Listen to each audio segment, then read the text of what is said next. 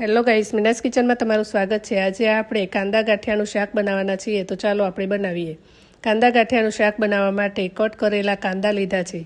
કડાઈમાં 2 પરી તેલ લીધું છે। તેલ ગરમ થાય એટલે તેમાં રાઈ, જીરું, હિંગ અને હળદર નાખીને કટ કરેલા કાંદા એડ કરવા અને સારી રીતે મિક્સ કરીને તેમાં મસાલો કરી લેવો। તેમાં લાલ મરચું, ધાણા જીરું, સ્વાદ અનુસાર મીઠું એડ કરીને હલાવી લેવું। જો તમને લાલ મરચાંની લસણવાળી ચટણી એડ કરવી હોય તો પણ કરી શકાય છે। કાંદા ચડી જાય એટલે તેમાં થોડું પાણી એડ કરી લેવું અને તે થોડીવાર થવા દેવું અને પછી ગાંઠિયા નાખી લેવા અને થવા દેવું। જો તમને વધારે રસો જોતો હોય તો પણ રાખી શકો છો।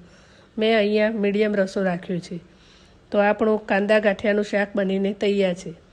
તેને રોટલા, કાંદા, ગોળ, છાશ સાથે ખાવાની ખૂબ જ મજા આવે છે। ખાવામાં ખૂબ જ ટેસ્ટી લાગે છે। જો તમને આ વિડીયો ગમ્યો હોય તો વિડીયોને લાઇક કરો, શેર કરો અને ચેનલને સબસ્ક્રાઈબ કરો। મળીશું એક નવી રેસીપી સાથે। ત્યાં સુધી બાય બાય, થેન્ક યુ।